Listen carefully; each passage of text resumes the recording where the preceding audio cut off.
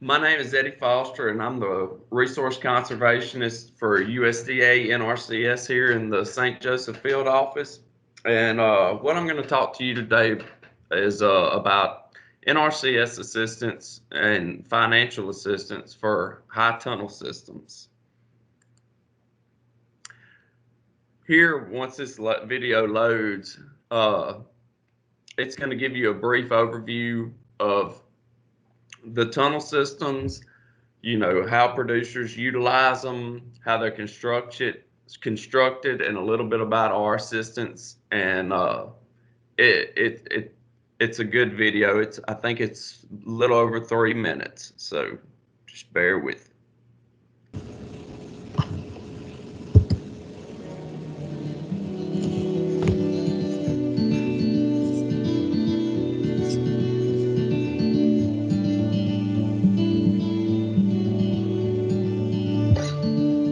Across the USA, farmers are discovering the benefits of high tunnel systems.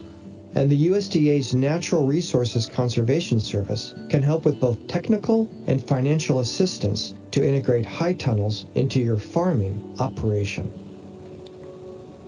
While they may look like greenhouses, high tunnels are actually quite different. Greenhouses are usually constructed of glass and metal, with seeds or plants grown in pots. High tunnels are polyethylene, plastic, or fabric-enclosed structures built over hoops, and they can be assembled for a fraction of the cost. Because of their lightweight modular construction, high tunnels are easy to assemble and often easy to move. This benefits a variety of crops, from plants to trees, growing directly in the ground or in raised beds. Having greater climate control allows farmers to improve plant health and vigor. They can protect their crops from weather extremes, poor air quality, wind, and other damaging effects. They can also grow crops earlier in the spring and later into the winter months, and sometimes year-round. And they offer farmers a greater ability to manage pests and even drift from pesticides and pollen. Because these environments prevent direct rainfall from reaching plants, farmers can use precision tools like drip irrigation to efficiently deliver both water and nutrients. High tunnels can also provide farmers with a number of ways to improve soil health, including the use of cover crops as part of their crop rotation practice. This can help prevent erosion, suppress weeds, increase soil water content, and break pest cycles. In their continuing effort to help improve the effectiveness of high tunnels, NRCS also supports scientists unlocking the secrets of cover crops, using laboratory testing to reveal even greater soil fertility benefits. But perhaps the best thing about high tunnels is that they help farmers furnish their communities with more diverse local crops, reducing energy and transportation costs and providing their communities with greater food security. To learn more about NRCS assistance with high tunnels, visit your local NRCS field office or nrcs.usda.gov. NRCS, helping you help the land.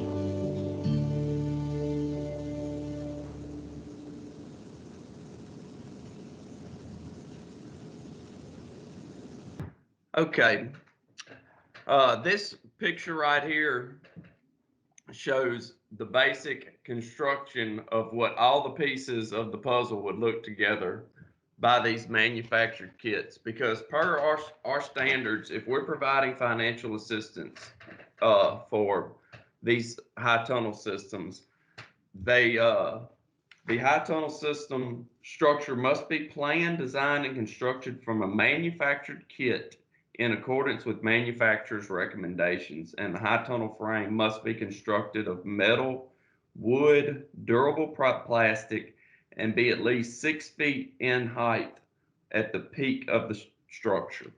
So as you can see, and I did some research online to look at manufactured kits, and one of the smallest ones I found was like a 30 by 72, uh, which comes out to 2,160 square feet of growing area inside that that high tunnel system. But what you basically have here is you have your sidewalls to support your U-shaped ribs to go across to hold your polyethylene cover on top. You got that your ridge poles that run down the top of your U-shaped ribs. You have your front and end walls for your doors. Uh, some people uh, go big. I know that there's one high tunnel system here in the parish that is rather large, and he has double opening doors on the end, so he can drive a tractor in and actually work his beds up. Uh, but that's the basic construction of a high tunnel system, and they come in pre-manufactured kits that you can order online. These are some pictures of constructions of high tunnels. The top left picture, as you can see, they've got all the structural part in place, and they are starting to work on the plastics. In the top left picture, he has completed that side roll flap on one side, and on the top right picture, he's completed the side flap on the left side. The bottom left picture shows the pole run through the flap and just rolled up so air can circulate through. And the bottom right shows the same thing, except it also shows the end frame with just a walk-in door on this end.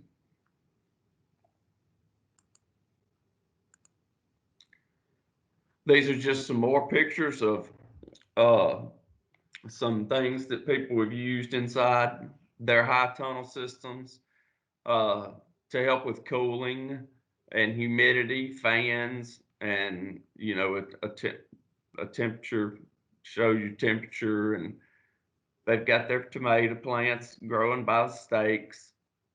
Notice this one is on raised beds, and they use geotextile material to help suppress weeds. And as you can see right here, it looks like they're using straw in the bottom right picture for weed suppression. And in the top right picture, it looks like they're just using plastic or visqueen uh, and cutting little holes out to put the in plant and using the visqueen for weed suppression. Restrictions and requirements. Our conservation code for a high tunnel system is practice code 325. Producers must use commercially manufactured kits. The minimum height, as I said before, is 6 feet in the center. Electrical, heating, and/or mechanical ventilation systems can be installed, but they're not part of the payment rate if we were to provide financial assistance for installing a high tunnel system. Must have at a minimum a 6 milliliter polyethylene cover with a 4-year warranty. Plants cannot be in containers or on benches. They must be grown in the ground or on raised beds no more than 12 inches in height. Uh, these high tunnel systems they can be relocated from season to season with planned acres. But once it's been installed and we've provided financial assistance, it must be maintained for a minimum of 5 years after installation. So if any structural damage, say a tree fell on it within that 5-year time frame, the participant is responsible for operation and maintenance, meaning they've got to get that hoop house back in order, the way it was originally constructed uh, before it was damaged, if it's within that 5-year window. There is a payment cap of $20,000 per operation for high tunnel systems, meaning that you can, if you've got a farm and you want 5 or 6 high tunnels, that's fine. You can, if the resource concern is there to improve plant health and vigor, we can do it, but the maximum payment you're going to receive is $20,000. Even if all the hoop houses combined cost you $60,000 to implement, the national headquarters has put a payment cap of $20,000 per operation. Now, for a standard producer, that the 2021 payment rates are $2.64 per square foot. For historically underserved producers, it's $3.17 per square foot. So you would take your measurements of your high tunnel system, multiply them together, and then times that payment rate, and that would be your financial assistance reimbursement, regardless of the cost of what the kit cost and your, time and money and installation. That would be the payment rate that you would receive based on the square footage of your high tunnel system. And there's a pretty picture of some drip irrigation running along these raised beds to irrigate these crops. We call this micro irrigation, drip irrigation. It's a common practice that's conserves water for irrigation water management purposes, and it applies the water directly to the plant where it's needed, where you don't have a lot of runoff. Sometimes these tunnels are constructed to where we have to, plan for surface drainage or subsurface drainage. I personally know of one where along the sidewall,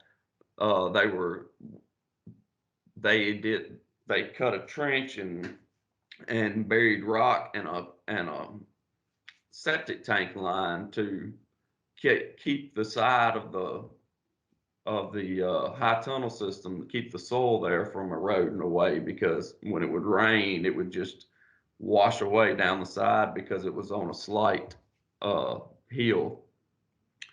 Some other things to be considered, if you've got erosion issues from water leaving where the high tunnel system is, we can plan underground outlets, grassed waterways. Say if it's coming down a hill the water's coming off a hill at a rapid rate, and it needs, we need to slow it down so it won't cause erosion. We can create a diversion and then critical area plant it, so it'll get grass growing on it. The soil will stay in place, and when that water hits that diversion, it'll slow it down and divert it into where we want it to go. Conservation crop rotation. You want to alternate your crops where you grow them on, from year to year. It helps break pest cycles. It also helps with increasing organic matter and soil fertility.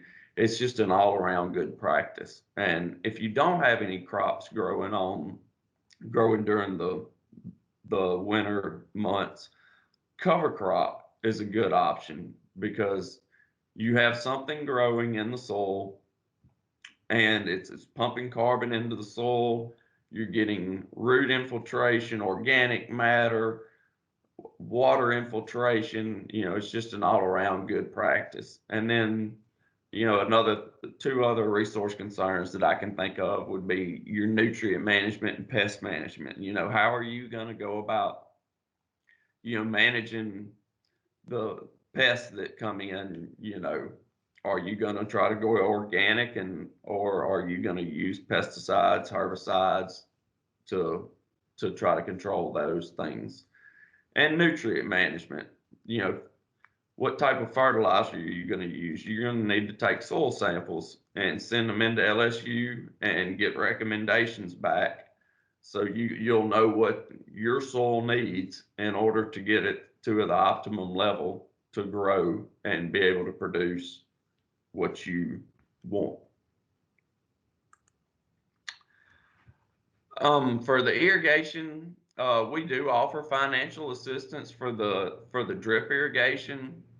Uh, However, you have to prove that you have been irrigating that particular uh, garden or where we place the high tunnel system 2 out of the last 5 years.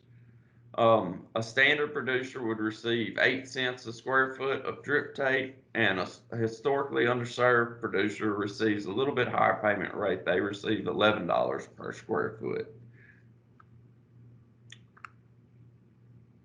And that, like I said, that can only be planned if you can prove if the 2 year irrigation history on the garden.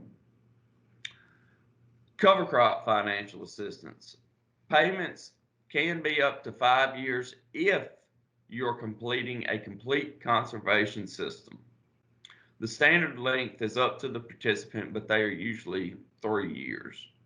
The standard producer gets $50 an acre for a single species cover crop, and a historically underserved producer gets around $60 per acre for a single species cover crop. Cover crop has to be established by November 30th, and we recommend termination, right at planting, and it can be done either mechanically or chemically. And if you got any questions, if you're located here in Tensall Parish, the number down below, 318-766-3502, is where you would call. For NRCS, our extension is extension 3, and FSA is extension 2. If you got questions with if you don't have a farm and tract number and farm records established with FSA, that is going to be your first step if you want to apply for financial assistance for a high tunnel system. But like I said, contact me and I can get you over to them. They can tell you what you need to do to get you a farm and tract number established, get your eligibility completed, so you can get an application if you're interested in a high tunnel. And as of last Wednesday, the president signed a declaration limiting USDA offices to 25% staff. We are closed to visitors. We can only do appointments through phone or email or other digital tools. I put my email at the bottom, and the number to the service center for FSA and NRCS.